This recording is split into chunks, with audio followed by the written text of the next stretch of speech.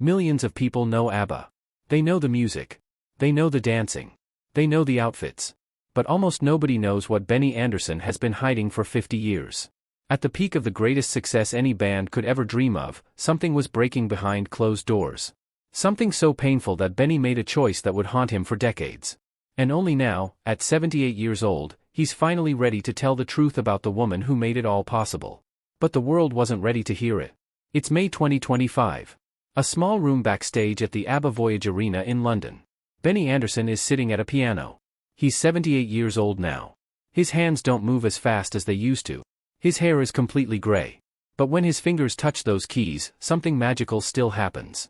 Nobody forced him to be here. At his age, Benny could have retired decades ago. He could have lived quietly, away from the cameras and the questions and the endless attention. But he came. And more importantly, she came too. When the music started, Frida Lyngstad began to sing. For most people watching, this would seem like just another moment from the ABBA reunion. Two former band members performing together. It happens all the time now. But if you were paying attention, if you really understood what you were looking at, you would have seen something nobody expected. After the song ended, Benny did something that shocked everyone in that room. He looked directly at Frida. And then he said words that nobody in 50 years had ever heard him say out loud. Words that changed everything about how we understand ABBA. Words that revealed a secret so big that it rewrote the entire story of one of the greatest bands that ever existed. But before we get to what he actually said, you need to understand something first. You need to understand who Frida was. You need to understand what she sacrificed. You need to understand what Benny took from her. And most importantly, you need to understand why it took him 50 years to finally tell the truth. This isn't just a music story. This is a love story. But it's not the kind of love story you think it is. This is the story of a woman who gave everything. And a man who finally realized what he'd done. Benny Andersson was born on December 16, 1946, in Stockholm, Sweden. His childhood wasn't tragic. It wasn't abusive. But it was something else entirely. It was quiet. His father was a man of routine and stability. He was a civil engineer who believed in schedules and responsibility and doing things the right way. That was his world. But then something would shift. When Benny's father picked up his accordion, something inside him would change completely. The serious man would disappear. In his place would be someone alive. Someone who could feel. Someone who understood a language that had nothing to do with words or logic or engineering. Music was his escape. Young Benny watched this transformation and something clicked inside him. At age 6, he received his own accordion. His small fingers could barely stretch across the keys. But he didn't care. Because he understood something that most children never figure out until they're much older. He understood that music was survival. By age 10, Benny taught himself piano. There was no teacher. Nobody corrected him. He just listened to records and trusted his instincts. His mother watched her son disappear into those keys and she knew something was happening. Something she couldn't stop. She would lie awake at night wondering if she'd failed him somehow. If she should have pushed him harder toward normal things. Toward school. Toward a regular life. But here's the thing about people like Benny. They don't have a choice. By 15 years old, Benny had already made a decision that would define his entire life. He left school. He was going to be a musician. His father was terrified. He watched his son throw away security and stability for something as unreliable as music. His mother was heartbroken. But Benny felt something they couldn't understand. He felt a certainty so deep that he knew walking away from music would hollow him out far more painfully than walking away from school ever could. That wasn't just preference. That was survival. So he played in small clubs and youth venues. He played for almost nothing. He played through exhaustion and hunger and fear. And every single night, he poured everything he couldn't say out loud into those keys. The pain came out as melody. The confusion came out as harmony. The loneliness came out as song. What Benny didn't understand yet was that this gift, this ability to turn pain into beauty, would eventually come with a price. A price that someone else would have to pay. Because when you love music more than you love safety, you start making choices that hurt the people around you. You don't mean to. But you do it anyway.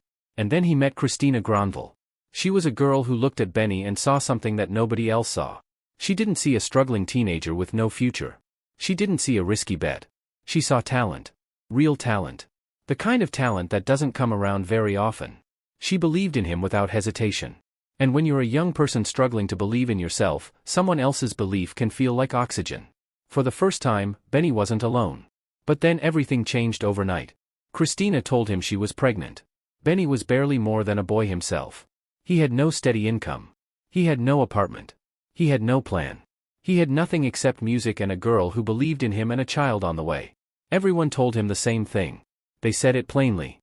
They said it with sympathy. But they all said it: ask her to end the pregnancy. Protect your future. You're too young for this. And Benny made a choice that would echo through his entire life. He said no. He looked at what was coming and instead of running, he decided to stay. He decided to fight. But that decision came with a cost that he couldn't have possibly understood at the time.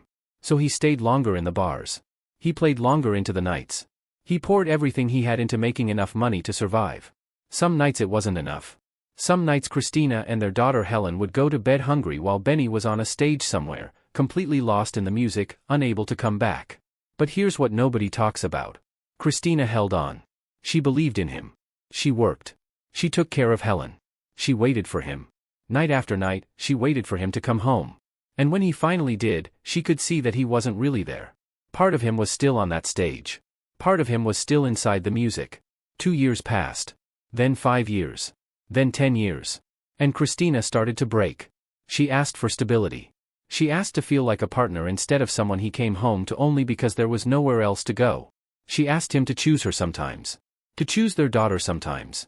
To choose family over the stage. Benny promised her it wouldn't be much longer. He told her success was coming. He meant it every single time he said it. But the success never seemed to arrive. And slowly, without either of them noticing it happening, the distance between them became too wide to cross. What happened next would teach Benny a lesson he would spend 50 years regretting. The night they separated, there was no big fight. There were no screaming matches. There were no broken plates or dramatic moments. It was slower than that. It was crueler than that. It was like two people standing on ice that was silently breaking beneath their feet, and neither of them could do anything to stop it. Christina needed a man who could come home. Benny needed music the way most people need air. Neither of them was wrong. But they couldn't save each other. When Benny finally left, he carried something with him that he would never be able to put down. Guilt. Deep, crushing guilt. He knew what his absence had cost her. He knew what it had cost his daughter Helen. And he knew that no amount of success would ever make that right. But something changed after that. As if Benny's pain had finally found the perfect outlet, his music got better. Darker. More honest. More hungry. He poured the longing and conflict into every song he wrote. He stopped just playing. He started creating. And the world started to notice. In 1964, Benny joined a band called Elite Spelleman Slag. It was a playful name. It meant electric instruments. But there was nothing playful about how hard Benny worked. He played every night. He wrote constantly. And slowly, the teenage fans started screaming his name. Then things got even bigger. In October 1964, Benny walked into a rehearsal with a band called the Hepstars. He was supposed to be just the keyboardist. But something shifted the moment he sat at that piano. Within weeks, he had become the musical engine of the entire group. In March 1965, they broke through with a song called Cadillac. And suddenly, Benny Andersson wasn't just a musician. He was a star. But even success couldn't fill the hole that Christina had left. Then in June 1966, something unexpected happened. The Hepstars and another band called the Hoot and Nanny Singers found themselves on the same tour. Night after night, Benny ended up talking to the other band's keyboardist, a man named Björn Ulvaeus. They started finishing each other's sentences. They started understanding each other in a way that felt almost like telepathy. Björn had something Benny didn't have. He had words. He had lyrics. He had the ability to say things clearly and beautifully. Benny had something Björn didn't have. He had instinct. He had melody. He had the ability to turn pain into something that made people feel things they couldn't explain. Together, they started writing songs. And neither of them had any idea that they were about to create something that would change the world.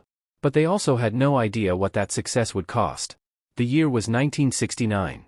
Sweden's most important song competition, the Melody Festival, was about to change everything. Benny was there as a composer. He'd seen plenty of talented singers perform. But he wasn't prepared for what happened next. When Frida Lyngstad walked onto that stage, something shifted inside him. She wasn't the most beautiful woman he'd ever seen. Beauty is easy to forget. But there was something else about her. There was a presence. There was a depth in her eyes that suggested she'd already lived 1,000 lives before she even turned 25. When she started to sing, Benny stopped moving. A friend standing next to him said that he literally stopped mid-sentence and just stared. He couldn't look away. After the performance, they were introduced backstage. And something remarkable happened. They started talking about music the way only two people who truly understand it can talk. Not politely. Not casually. But deeply. Honestly. Like they were confessing something sacred to each other. Neither of them wanted the conversation to end. In the weeks that followed, Benny and Frida kept finding excuses to be in the same room. Rehearsals. Recording sessions. Late evenings that stretched far longer than necessary. What they felt was undeniable. And eventually, it became impossible to hide. When Benny finally told her how he felt, Frida didn't hesitate. She kissed him. But Benny didn't tell you something important yet. Around that same time, Bjorn met a girl named Agnetha Feltskog. She was already a star in her own right. Beautiful. Gifted. Quietly magnetic. And when she looked at Bjorn, he felt exactly what Benny felt when he looked at Frida. It was recognition. Before long, all four of them started spending time together. They supported each other's work. They harmonized just for the joy of it.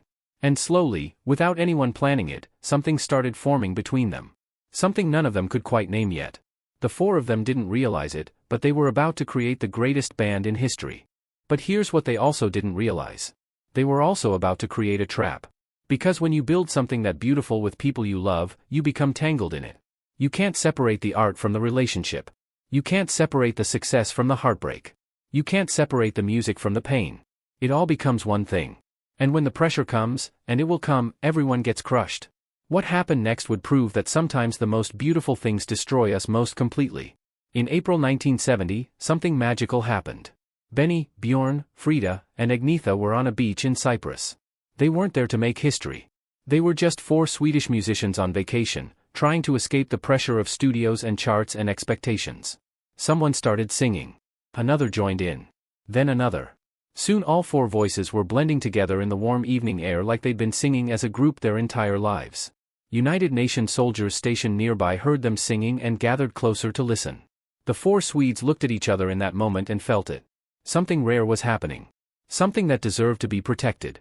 They didn't know that moment would define the rest of their lives. They didn't know that sound, those four voices together, would eventually reach billions of ears across every continent. They just knew it was special. Back home, Benny and Bjorn started recording their first album together.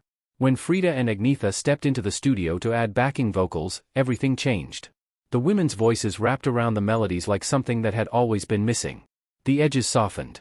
The songs suddenly breathed differently. Everyone in that room heard it. Nobody could ignore it. They decided to perform together officially. They called themselves Festfolk, which meant party people. But it also hinted at engaged couples.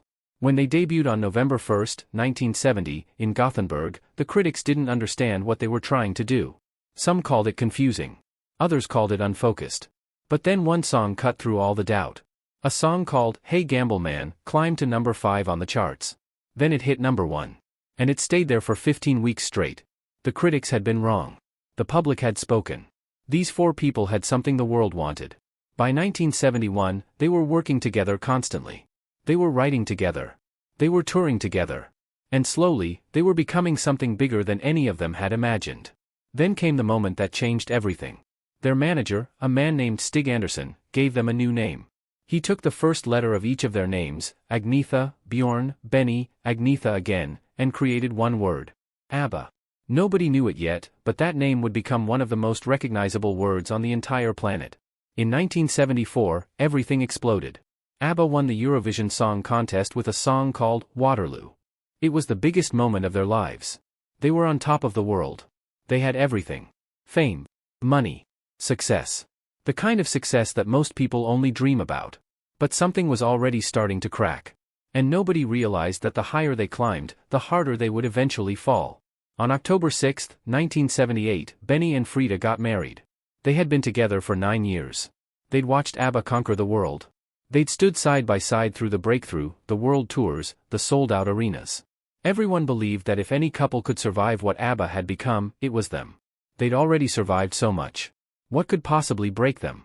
The answer came quietly. The way the most devastating things always do. The touring never stopped. The recording sessions stretched deep into the night. Benny poured himself into the music completely, almost hungrily. The way he always had. The way he had to. And Frida held everything together around him. She showed up. She performed. She smiled for cameras. She came home to an empty house whenever Benny stayed late in the studio. But something was shifting inside Benny that Frida could feel. He was present on stage. He was present in the studio. But at home, he was somewhere else entirely. The distance between them grew in silence. The way ice thins before it breaks. Neither of them wanted to say it out loud, so neither of them did. Then one day, Benny came home and told her the truth. He'd met someone else. A television presenter named Mona Nerkliet. And it wasn't new. He'd already been with her for months. While Frida was performing beside him, harmonizing with him, sleeping under the same roof, Benny had already built another life somewhere else. Frida didn't break quietly. She broke the way a person breaks when the one they trusted most takes everything from them in a single conversation. Because this wasn't just her husband. This was the man who had told her openly that he pulled her out of her darkest moments. The man who had made her feel, for the first time in her life, that someone truly had her. When Benny walked out that door, he didn't just take the marriage. He took the safety she'd built her entire sense of self around. But here's the cruelest part. She still had to walk into the same studio as him. Around the same time, Bjorn's marriage to Agnetha was falling apart too. By 1979, they were divorced. And Agnetha had to face it all in full public view. She had nowhere quiet to grieve. No privacy. No escape. In July 1980, they released a song that would become one of the most emotionally devastating recordings in the history of popular music. It was called "The Winner Takes It All." Bjorn wrote the lyrics alone with a bottle of brandy beside him. And then Agnetha stood alone in the studio and sang every word he had written about their broken marriage. The silence between takes was suffocating. Both of them insisted publicly it wasn't about their divorce. But everyone in that room knew better. They knew they were listening to two people pouring their hearts out about the destruction of everything they'd built together. And they still had to keep performing. By 1982, ABBA made their final television appearance in Sweden. On December 11, 1982, they performed for the last time on a live link to the United Kingdom's Late Late Breakfast show. The band dissolved quietly. Without fanfare. Without explanation. The world didn't understand. The band was at the absolute peak of their fame. They could have kept going forever. But the four of them knew something the world didn't know. They couldn't be in the same room anymore. Frida tried to find stability in the years that followed. She relocated. She tried new relationships. She searched for something, anything, that could help her feel safe again. But nothing worked. The life she had known inside ABBA was gone. And without it, she was exposed in ways she had never prepared for. Then something terrifying happened. A Dutch fan became obsessed with her. His name was Guy Wander. He followed her career with an intensity that crossed every boundary. Frida resisted him for years. But eventually, exhaustion set in. Curiosity replaced resistance. They were together for 2 years. But when she ended it, his world collapsed. He started calling her at all hours of the night. She wrote him a letter telling him plainly it was over. She told him she wanted nothing more. She told him to stay away. He took that letter and handed it to a Swedish newspaper, believing it proved they shared something real. That single act told Frida everything she needed to know about how unsafe she truly was. Then it got worse. On Christmas Eve, he broke through the security surrounding her property. He was found standing on her grounds in the darkness. She got a court order. He was deported. But then he came back. Again. On the eve of her birthday, he crossed back into Sweden and appeared outside her home, telling police he only wanted 5 minutes with her. Frida told authorities something that revealed how much pain she was carrying. He has described our relationship as Romeo and Juliet. It is more like Jekyll and Hyde. She was taking medication just to sleep at night. She was living in fear inside the walls of her own home. So she did the only thing she could do.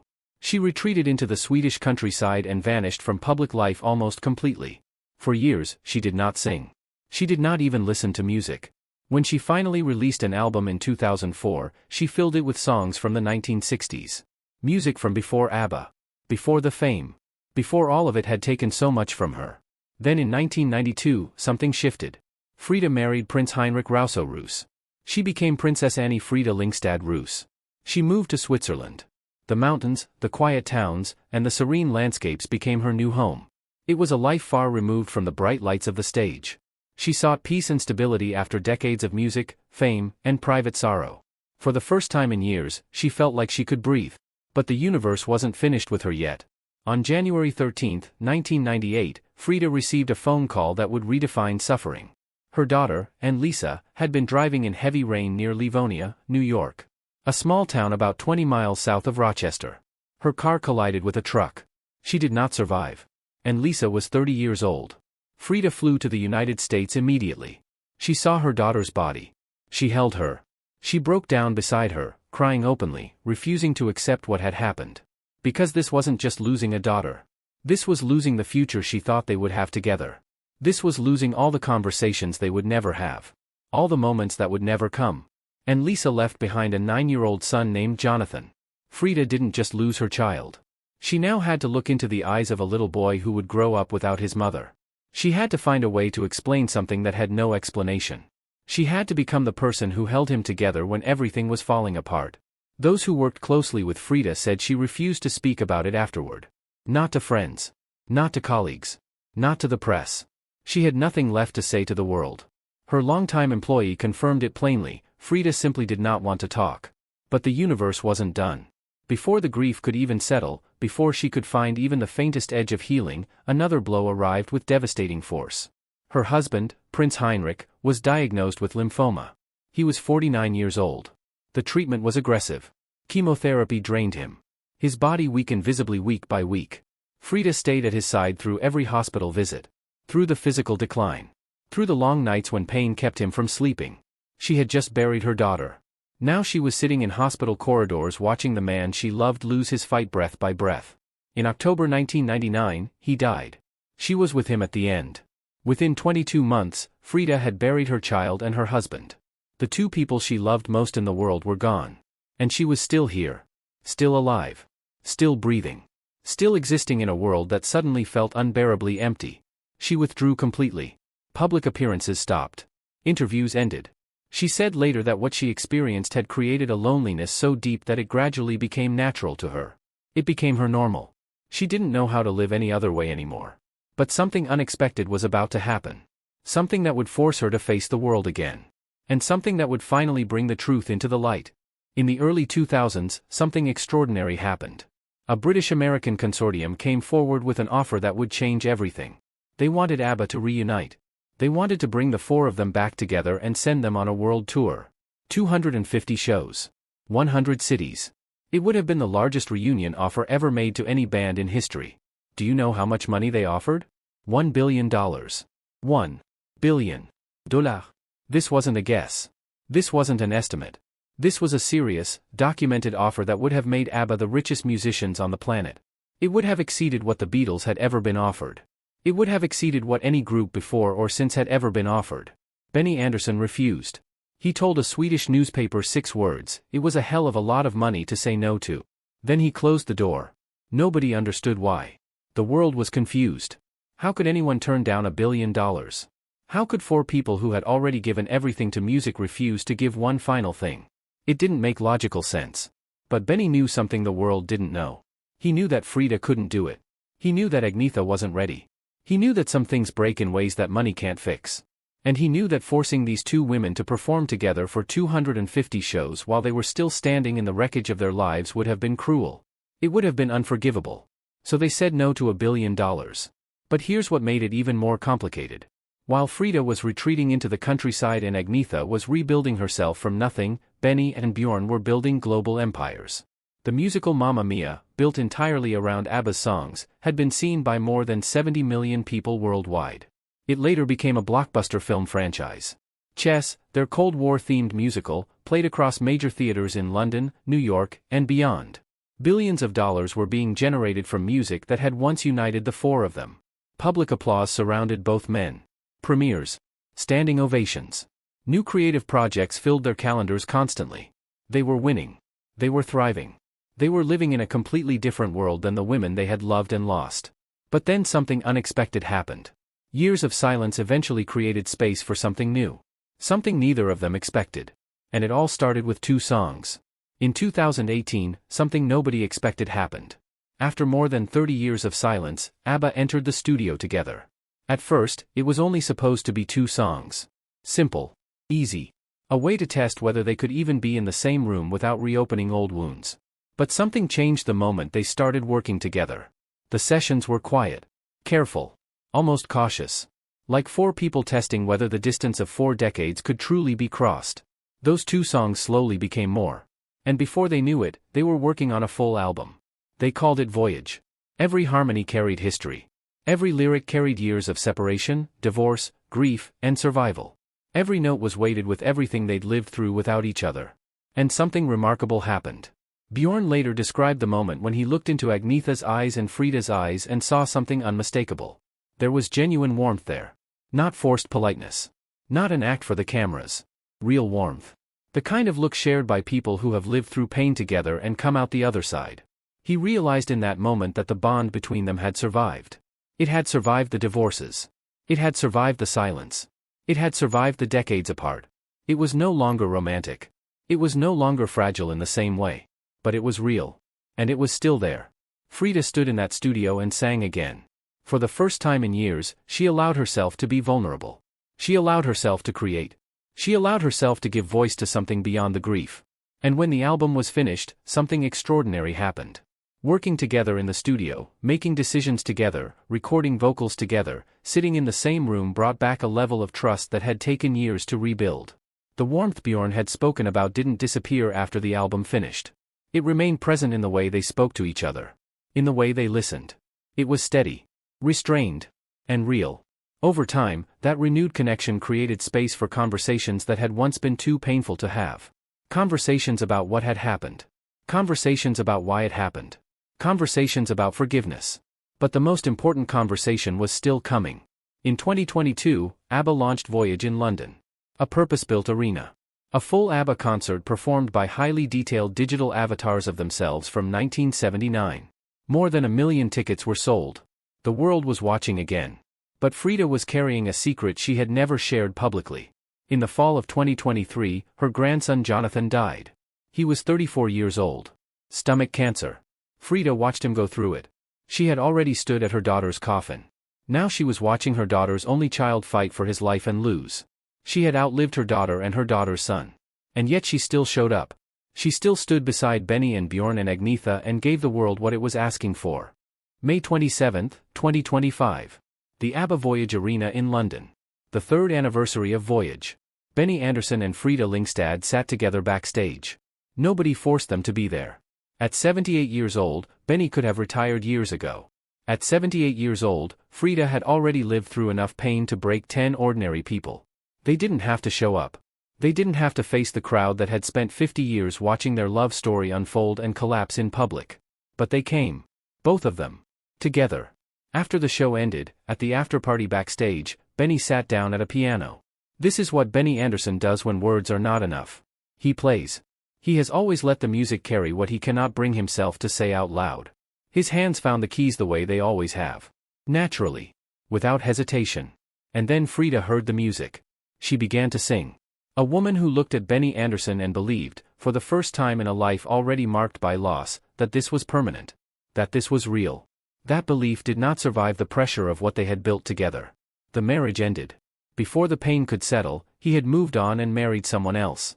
Yet she still had to walk into that studio. Stand at that microphone. Pour her voice into songs about love and longing alongside the man who had just broken her heart. She did that. Then she buried her daughter. Then she buried her husband. Then the world lost her completely for years because there was simply nothing left to give it. That woman heard Benny's piano. And she sang. There was no album to promote. No performance contract. No obligation of any kind. The only thing in that room was the music and the man who was playing it. After everything life had taken from both of them, after the divorce and the distance and the decades of separate worlds, she chose to give her voice to his melody one more time. The song ended. The room was silent. And then Benny did something that shocked everyone who was there. He stood slowly from the piano. He looked at her before he looked at the crowd. For a moment, he did not seem like a legend or a composer. He looked like a man remembering everything. He said quietly, "There was never anyone else like her. Not in the studio. Not in my life."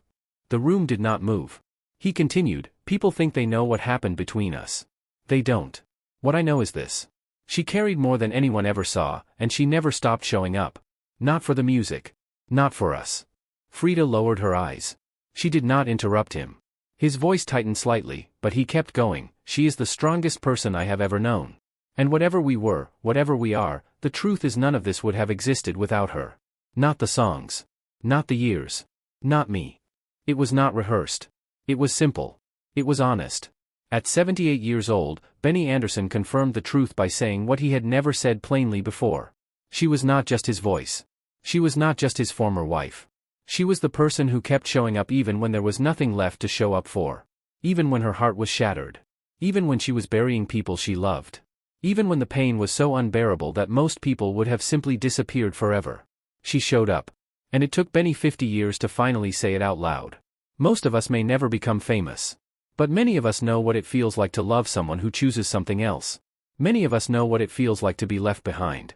Many of us know what it feels like to keep going anyway. To keep showing up. To keep believing that life has something worth living for, even when everything has been taken from us. Frida Lyngstad did that. She did it without applause. She did it without recognition. She did it without anyone asking her to be strong. She was just strong. Because that's who she was. And finally, after 50 years of silence, the man she loved had the courage to say it. The world may never fully understand what it cost her to give everything to ABBA. The world may never know the depth of her sacrifice. But now, at least, one person finally knows. One person finally understands. One person finally said it out loud. The world may never fully understand what it cost her to give everything to ABBA. The world may never know the depth of her sacrifice. But now, at least, one person finally knows. One person finally understands. One person finally said it out loud. But this wasn't the only unbelievable moment from ABBA's story. The next video on your screen reveals something even darker, a secret that Agnetha kept hidden for decades. And when you find out what it is, you'll understand why she disappeared from the world for so long. Watch it now.